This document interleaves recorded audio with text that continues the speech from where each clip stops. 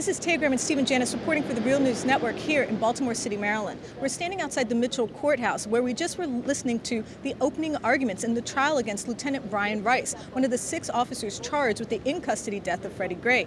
We're here with Stephen Janis to talk about those opening arguments.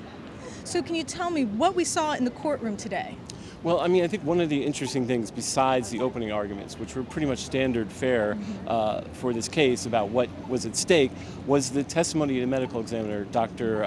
Allan. Dr. Carol Allan. Dr. Carol Allan, yes.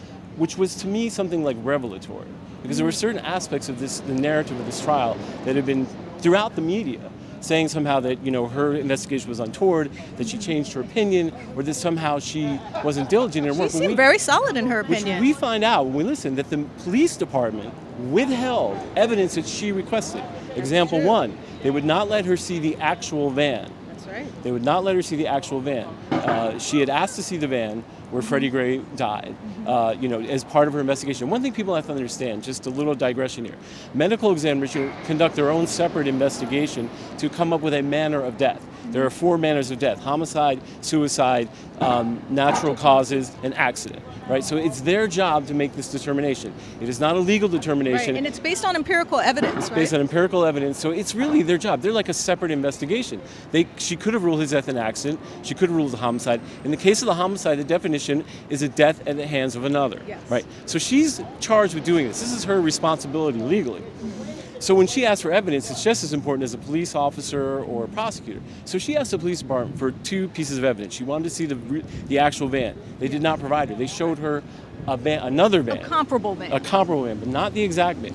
She asked for the statements of the 5 officers, or 6 officers who later charged. They did not provide them.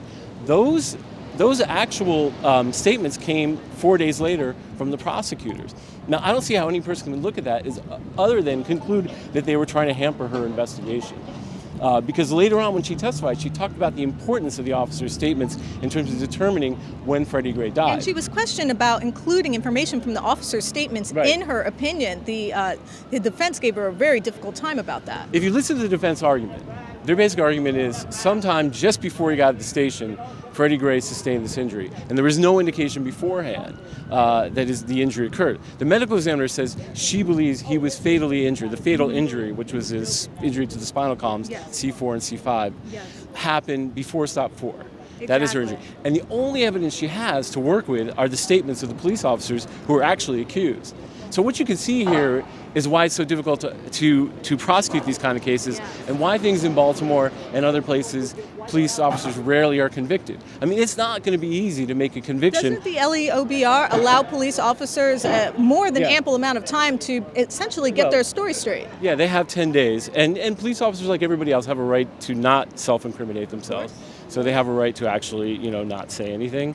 But I think this case shows how difficult it is, because the only real witnesses to what happened were the people ultimately end up being held responsible. It's difficult to ask the witnesses essentially to incriminate themselves, which is what's happening in this case. Yeah, and especially if, the witnesses are backed by an entire organization of 3,000 police officers, the largest institution in Baltimore with a $500 million budget that basically controls the political process. So, you can see the dilemma that she was facing as a medical examiner. She's pretty much on herself. And then she refers to a meeting on April 28th with the entirety of the command staff of the police department and the prosecutor. So this woman by herself over the medical examiner's office was facing some pretty strong, I think, pressure at that point to rule one way or another. But the idea or the narrative that has been touted by the mainstream media that somehow she came to some foregone conclusion or a conclusion where she changed her mind. Or that she waffled essentially on what her opinion was. Or she had at any time considered an accident is absolutely spurious. It absolutely distracts from the evidence. And also the fact that she was not given the evidence she wanted, one can understand why she might have waffled.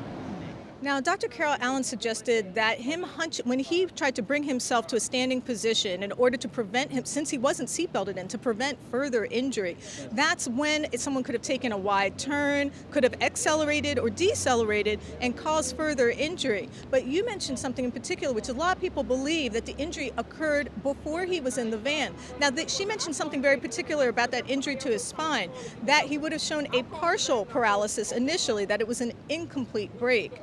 So do you think that supports the idea that he was injured before he was placed in the Yes, van? I do. I think that he was injured in the initial contact with the police, and it just got worse because of not having a seatbelt.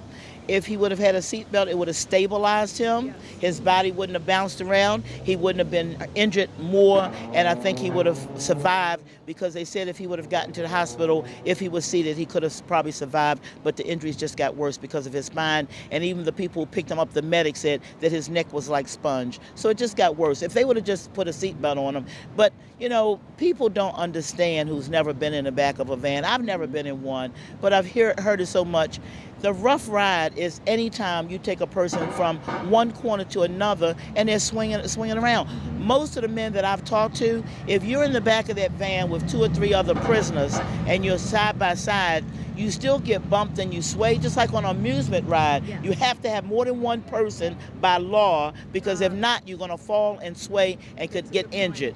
It's the same thing. You just got to make sense of this stuff. So what happened is that Freddie was all by himself. He had nothing to bounce off of, and he wasn't seat belted. Even men in seat belts, when other people, the rough ride is a rough ride. And I would try to get the police to take some of these novice or lawyers or anybody else who think it's not a rough ride to get a ride just around one block, and they'll come back with a different conclusion about what a rough ride is. I wanted to ask you how you thought Judge Barry Williams was approaching both the prosecution and defense. I've heard some people mention that he seemed very antagonistic towards the prosecution. How do you see Judge Barry Williams? Well, I think sometimes maybe the prosecution might have said something or done something to make him do that, but I think that he's been awfully fair. I've seen him do the same thing to the defense. I think he's a very fair and open-minded person, and he knows the law well, so I think he's been very fair.